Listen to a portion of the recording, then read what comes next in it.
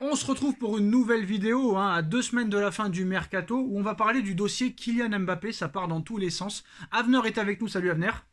Salut Sacha. Alors c'est important d'avoir l'avenir d'Avner. Excusez-moi, j'ai fait un jeu de mots très intéressant. L'avis d'Avner et pas l'avenir d'Avner, même si peut-être que Avner est un devin, parce qu'il a annoncé peut-être qu'il y avait une possibilité que Mbappé prolonge. Il avait annoncé aussi l'année dernière que Mbappé prolongerait, donc allez savoir. Avec Avner, tout est possible. Donc Avner, bon, on nous explique au mois de juin, même au mois de mai, que Mbappé envoie une lettre aux médias et au Paris Saint-Germain où il précise qu'il ne prolongera pas au-delà de 2024. Le PSG est très énervé. Le Paris Saint-Germain maintenant le met officiellement sur la liste des transferts. On nous annonce mi-juin, fin juin, que le Real Madrid, c'est la porte ouverte.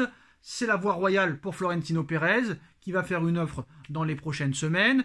À l'arrivée, l'offre est jamais arrivée. On est un peu surpris. Le Paris Saint-Germain propose un nouveau contrat à Kylian Mbappé. Il refuse catégoriquement et très rapidement. Donc le PSG prend les devants et décide de mettre Mbappé dans le loft, hors de l'effectif, et le menace de ne plus jouer de la saison tant qu'il n'aura pas prolongé, s'il ne part pas. Donc tout le monde est content, ça commence un petit peu à reprendre les choses en main, on repart de zéro, on vire les Icardi, on vire les Neymar, on vire les Verratti, on vire les Messi, on vire les Sergio Ramos, peut-être Marquinhos et d'autres qui suivront. On se dit, ça y est, le PSG repart à zéro à venir. Mbappé, soit il part, soit il prolonge, ou soit il reste, mais il sera hors de l'effectif et ne jouera plus de la saison. On sort les arguments, et nanani, et nanana, et à l'arrivée, à venir, Mbappé revient dans l'effectif. On se pose la question, pourquoi il revient dans l'effectif? La presse annonce que les discussions ont repris depuis quelques jours et qu'il est possible que Mbappé prolonge et active son année en option jusqu'en 2025 avec la garantie à 1000% d'une clause privée lui permettant de quitter le Paris Saint-Germain à l'été 2024 si un club met l'argent que le PSG demande. Mais à l'arrivée, on apprend aujourd'hui par l'équipe à venir qu'il n'y a même pas eu de dialogue pour une nouvelle prolongation de contrat, qu'on n'a pas du tout parlé de prolonger ne serait-ce que d'un an, mais on laisse quand même Mbappé réintégrer l'effectif. Alors, on nous a expliqué qu'apparemment Mbappé serait prêt à laisser tomber ses primes de fidélité pour pas que le PSG se retrouve dans la panade, mais pour l'instant, il n'y a aucune chose qui nous permet de dire que Mbappé va prolonger, parce que ça n'a même pas été discuté dans sa réintégration. Alors à venir maintenant, la question que je te pose, est-ce que le PSG a baissé la culotte devant Mbappé? Est-ce que Mbappé est beaucoup trop fort pour le Paris Saint-Germain? Mbappé a demandé le départ de Paredes, de Neymar, de Verratti. Les trois vont partir. Mbappé a demandé de franciser l'équipe. Lucas Hernandez, Ousmane Dembélé, ses potes de l'équipe de France, et peut-être Kolo Muani et Bradley Barcola vont suivre. Il a demandé un numéro 9, Gonzalo Ramos est là. Il a demandé un numéro 6, Ugarte est là, et peut-être d'autres joueurs en milieu de terrain vont arriver. Est-ce que très clairement, c'est pas lui le vrai patron du PSG? Et est-ce que à venir, le PSG a baissé le pantalon? Et est-ce que Mbappé est beaucoup trop fort pour le Paris Saint-Germain? Et est-ce que malheureusement le PSG fait une erreur de les réintégrer, sachant qu'il n'a toujours pas décidé de prolonger? Écoute Sacha, tu as très très bien résumé toute l'histoire et franchement c'est très très clair je pense pour tout le monde là. Moi maintenant, excuse-moi Sacha, je veux pas aller à la Cour en compte parce qu'on relaie des informations forcément. Mais moi à cette info-là, j'y crois pas parce que... Pourquoi j'y crois pas? Je vais t'expliquer pourquoi. Parce que Nasser, le jour de la présentation d'Enrique, il a été clair avec nous. Il a été clair vraiment pour une fois. J'ai trouvé Nasser très très clair. Et le lendemain, il a vraiment appliqué. Je pense que quand ils ont pas pris Mbappé pour aller au Japon, je pense que là, le mec, il a vraiment porté ses cojones pour pas être trop vulgaire. Je pense qu'il a clairement dit Mbappé reviendra que si il prolonge ou qu'il active son truc et tout. Moi, je pense que forcément, Nasser, il peut pas dire ça pour 15 jours après changer complètement d'avis parce que l'autre, il lui a fait économiser 50 millions par là, 50 millions par là. Honnêtement, je pense que ils sont vraiment en train de trouver une solution pour que ce soit, comme j'ai lu tout à l'heure sur Internet, un contrat gagnant-gagnant ou activer la clause pour l'année prochaine. Mais je pense que, quoi qu'il arrive, s'il est revenu dans l'effectif, et ce qui s'est passé samedi soir au Parc des Princes avec son clan, avec lui, tout sourire et tout, parce que regarde, t'as remarqué, un mec qui, lui, n'était plus dans l'effectif, normalement, il n'aurait pas dû être au parc, et un mec comme Neymar et Verratti, on savait pas trop, il y avait des infos depuis 2-3 jours avant le match, ils étaient pas dans le groupe à l'entraînement, tout ça et tout, ils sont même pas venus. Alors que Verratti, on nous a dit qu'il voulait absolument jouer un dernier match au parc pour remercier les supporters et tout. Donc je pense qu'il y a dû y avoir des conversations, ça serait certain. Et je pense que si Mbappé est revenu et que Nasser, dans son discours de dimanche, a dit Mbappé is back, Kylian is back et merci pour tout ce qu'il fait pour le club et tout, je pense que il y a eu vraiment des discussions pour parler pour que Mbappé reste, sinon il serait jamais revenu. Quel est l'intérêt du PSG de le faire jouer juste là 2 semaines pour ensuite le laisser partir? Je pense pas, ça sert à rien. Ouais, mais il y a une différence entre rester et prolonger, Avenir. Oui, mais oui, mais l'un dans l'autre, qu'est-ce que ça fait si le mec, si Mbappé, il accepte d'activer sa clause. Mais est-ce qu'il va vraiment le faire? Parce que il peut faire traîner les choses et à l'arrivée partir libre. Et là, ça serait mérité pour le PSG et bien fait pour le PSG. Ouais, mais dans ces cas-là, oui, mais alors, c'est-à-dire quoi? Tu penses qu'il va jouer un rôle Mbappé pendant 2 semaines et que le 1er septembre, il va dire, bah, au final, je signe rien et je me casse? Non, non, c'est possible qu'il leur fasse croire qu'il prolonge, hein. Comme eux, ils lui ont promis des choses au mercato 2022 qui n'ont pas été tenues. Le mec peut faire durer le dossier en expliquant qu'il va prolonger, mais il va faire traîner le dossier, et à l'arrivée, bah, on va se retrouver au mois de avril, mois de mai, mois de juin, toujours pas de prolongation, et après il va partir. Après moi, voilà, partir où? C'est ça la question. Donc toi, tu penses à venir, si je lis entre les lignes, que pour toi, comme Nasser l'a réintégré dans le groupe, ça veut dire qu'il a eu la promesse et la parole de Mbappé qu'il va prolonger, c'est ça? Moi, je vais dire la vérité, moi, je pense même Non mais c'est ça ou pas? C'est ça ou pas? C'est ça ou pas, mais moi, je pense que c'est ça, mais en fait, je vais aller plus loin que ça. Et toi, tu l'as dit dans une vidéo qu'on a fait avec Nono il y a 3-4 jours. Imagine que tout ça, c'est une mise en scène au final. Ouais. Pour obtenir tout ce que Mbappé voulait et qui s'est mis d'accord avec Nasser depuis le départ. Parce que le problème, c'est quoi? C'est qu'ils sont tous restés tous sereins. Et bizarrement, il revient le lendemain, tu as l'information que Neymar il va signer à Al Hilal. Tu as l'information que Verratti est sur le départ. Tu as tout qui se découpille très rapidement. Donc je pense qu'il y a des trucs qu'on saura jamais ou qu'on saura dans 10-15 ans peut-être. Mais je pense que tout ça, il y a des accords, c'est pas possible. Je suis pas complotiste, mais il y a des trucs qui se sont passés, on saura jamais. Avenir, j'ai une question. S'il prolonge pas tout de suite Mbappé, pourquoi? Parce que là, très clairement, s'il active son option jusqu'en 2025, les clauses du contrat elles sont déjà faites. Hein. Il aura ses 200 millions, ses primes de fidélité, son salaire. Donc à l'arrivée, ça ne changera rien. Donc il n'y a même pas à négocier un nouveau contrat, vu qu'ils l'ont déjà négocié il y a plus d'1 an maintenant. Donc qu'est-ce qu'il attend? Il attend vraiment le 31 août pour voir si vraiment les promesses du mercato ont été tenues à 1000%, ou est-ce que vraiment c'est un Trafalgar et à l'arrivée, il va nous la mettre? Sacha, j'ai envie de me mouiller, mais si je me trompe, j'aurais plus aucune crédibilité. Mais moi, tu veux vraiment mon avis, mon ressenti? Bah oui. Mbappé, il repart pour 3 ou 4 ans au PSG. Bah c'est pas si bête que ça quand tu réfléchis, parce que à part l'Arabie Saoudite à venir, qui peut lui proposer ne serait-ce que le même salaire qu'il touche au PSG? Quel club? À part l'Arabie Saoudite, quel club? Moi, t'as raison, moi, je crois que t'as raison. Non, mais quel club à venir? Les gens, ils vont nous dire que le Real, ils vont nous proposer mais non 30 ou 40 millions par an, plus des primes et tout. Mais non, parce que Mbappé touche 70 millions d'euros au Paris Saint-Germain. Il a des primes de fidélité 2 fois par an.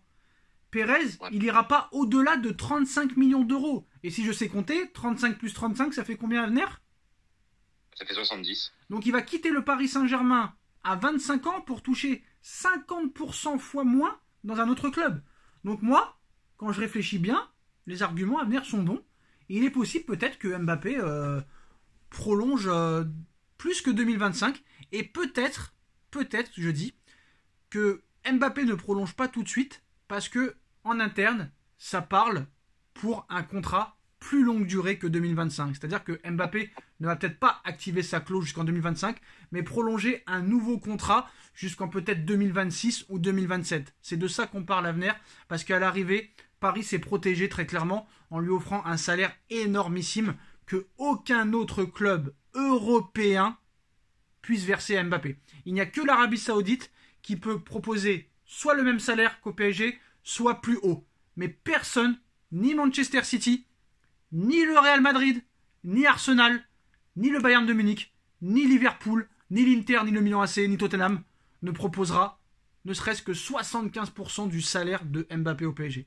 Déjà 50, c'est le maximum que peut faire Pérez, le Real Madrid, le plus grand club de l'histoire du football. Donc c'est pas les autres clubs qui iront plus loin. Mbappé, c'est 70 millions d'euros par saison, plus des primes de fidélité. Personne ne pourra lui proposer. Donc moi, Avner, je pense que c'est vraiment ça, et je pense qu'à l'arrivée, Mbappé ne prolonge pas tout de suite parce qu'ils sont en train de négocier un nouveau contrat, plus longue durée, jusqu'en 2027, voire 2028. Je pense surtout que là, ils ont de quoi, comment dire. Là, en vrai, le PSG, financièrement, j'ai l'impression qu'ils ont réussi à vraiment inverser la tendance et qu'ils ont, avec le transfert de Neymar inespéré, l'économie de salaire de Messi, l'économie de salaire de Neymar, l'économie de salaire de Verratti, et j'en passe et tout, je pense que dans la balance, maintenant, le PSG a vraiment de quoi proposer un truc stratosphérique encore plus que maintenant à Mbappé. Et je vais aller encore plus loin, Sacha. Il y a deux choses sur lesquelles j'aimerais revenir qui sont peut-être liées à tout ça et parallèlement à tout ça.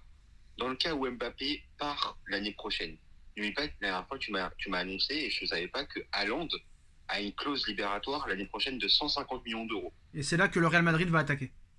Soit le PSG si Mbappé part au Real. Mais Mbappé n'ira pas au Real à venir pour toucher 50 fois moins qu'au Real Madrid. À moins que le Real Madrid décide très clairement de s'aligner sur le salaire que Mbappé a au Paris Saint-Germain. Ce que je pense quand même assez improbable. Mais je vais te dire la vérité, et hormis ça, et je vais aller beaucoup plus loin et tu vas me dire ce que tu en penses et tout. L'année prochaine, il y a quoi, Sacha? L'Euro? Oui. Mais c'est qui l'entraîneur de l'équipe de France? Deschamps. Deschamps qui a signé jusqu'à quand? 2026. 26. Ah ouais, ok. Ouais, mais c'est-à-dire que s'il fait un mauvais Euro, il va pas se faire virer. C'est possible qu'il a le choix de partir de lui-même. Ok, et ben tu verras que si, par exemple, le PSG garantit à Mbappé qu'en 2025, ils mettent Deschamps à sa place, à la place de Enrique et tout, tu verras qu'Mbappé, il prolonge jusqu'en 2027-2028 au PSG. Ouais, mais si ça marche avec Enrique, il n'y a aucune raison de se séparer d'Enrique. Ouais, après, moi j'espère que ça va marcher avec Enrique. Mais en tout cas, si Mbappé, tu veux le verrouiller à coup sûr, tu mets Deschamps sur le banc. Non, mais quoi qu'il en soit, je te dis, de toute façon, ils se sont protégés avec ce salaire énormissime qu'ils lui ont proposé. Il n'y a aucun club en Europe qui peut lui proposer 70 millions d'euros par saison, plus des primes de fidélité. Donc c'est là que le PSG est confiant, je pense, et c'est pour ça qu'ils l'ont réintégré, parce qu'ils sont en train de parler et négocier pour un autre contrat plus longue durée, et il n'est plus vraiment question d'activer la clause libératoire jusqu'en 2025, oui c'est ça. Paris, ils sont en train de négocier avec Mbappé, parce que Mbappé s'est rendu compte aussi que, très clairement, il n'y a aucun club qui pourra lui proposer autant que le Paris Saint-Germain, à part l'Arabie Saoudite. Et surtout, là, il voit très clairement à venir que l'équipe et le club va tourner autour de lui. Il n'y a plus les Neymar, il n'y a plus les Verratti, et il n'y a plus les Ramos, il n'y a plus les Messi. Donc ça va être lui la seule star. Et là, lui qui voulait être une légende du football, lui qui voulait marquer l'histoire du Paris Saint-Germain, il va avoir l'occasion de le faire, très clairement. Et il sait très bien que si Paris va très très loin un jour en Ligue des Champions, ou qu'il la gagne en 2024, en 2025, en 2026 ou en 2027, que tout le monde dira que c'est grâce à lui, même si ce sera grâce à toute l'équipe, du gardien au défenseur, au milieu, aux attaquants. Mais tout le monde dira que c'est en grande partie grâce à Mbappé, si bien sûr il fait partie de l'effectif, s'il n'est pas blessé. Mais voilà, ça il le sait très très bien, il est intelligent, il y a quand même des gens compétents autour de lui. Donc voilà, c'est pour ça que je pense que là, Paris est en train de négocier un contrat longue durée avec Mbappé et qu'il n'est plus question d'activer cette clause, parce que Mbappé s'est rendu compte très clairement qu'il n'y a aucun autre grand club européen qui puisse s'aligner sur le salaire que le PSG lui a offert, à part l'Arabie Saoudite. Mot de la fin pour Avenir. Sacha, je suis d'accord avec toi à 1000% et je vais aller même encore plus loin. Comme tu as dit, je vais faire un petit résumé si tu me permets. Il est dans une des plus belles villes du monde qu'on considère, voilà, en tout cas chacun a son avis, mais moi je le considère. Dans un club, comme tu as dit, où aujourd'hui il n'y a plus de Messi, il n'y a plus de Neymar, donc forcément, quoi qu'il arrive, ce sera la tête d'affiche officiellement, même si pour moi ça l'était déjà. Ok. Ils lui ont fait une équipe, entre guillemets, avec les rumeurs qu'il y a eu, qu'il a demandé, entre guillemets, c'est-à-dire le départ des Sud-Américains, le départ des gens pas sérieux et tout, etc. Un vrai numéro 9 des joueurs français, ok, en sachant que l'année prochaine, tu pourras aussi faire des joueurs français aussi. Il a, dans le privé, il gagne de l'argent. Et aussi, le mec, il joue avec son frère. Et lui, tu le vois que ça lui a fait grave plaisir que son frère il rentre un peu chez les pros et tout. Donc, moi, je verrais pas pourquoi il quitterait le PSG. Il a tout à Paris, le mec. Il a tout à Paris. Et surtout que, voilà, en plus de ça, au Real Madrid, même s'il rentrerait dans la légende du Real, il rentrerait dans la lignée des Cristiano Ronaldo, des Gareth Bale, des R9, des Zidane, des Beckham. Ouais. Et à l'arrivée à Paris, s'il fait à Paris ce qui n'a jamais été fait, là à Paris ce sera vraiment une légende et tout un pays sera derrière lui très clairement. Et je pense que les supporters ils oublieront Neymar quoi qu'il arrive. Les vrais supporters oublieront très très vite Neymar, très très vite Verratti. Il faut juste que moi je pense à venir, juste pour moi. Hein. Après c'est vrai que c'est une qualité à l'heure où on parle en 2023, l'arrogance, le melon, la pastèque, mais il faut qu'il soit juste un petit peu plus humble, un peu plus humble. Et là il sera idolâtré. Ouais, je suis d'accord avec toi, bien sûr, je suis d'accord avec toi. Mais tu verras, par contre, il y a un truc qui va m'énerver, ça. Et après, je peux comprendre, chacun a son avis, chacun son ressenti. Mais à cause de ce que Neymar a fait sur Instagram hier, tu verras que prochain match, Mbappé au parc, il se fait siffler. De toute façon, il sera sifflé pour son comportement qu'il a eu, mais encore plus par rapport à ce qui s'est passé avec Neymar. Ça, c'est sûr et certain. Ça fait très longtemps qu'il se fait siffler. Neymar s'est fait siffler. Messi s'est fait siffler, donc ça va pas le déranger. Voilà, les postos. C'est la fin de cette vidéo. Dites-nous en commentaire ce que vous en pensez. On like, on partage, on commente, on s'abonne. Merci à venir d'avoir été là et on se retrouve très vite pour une nouvelle vidéo. Tchuss.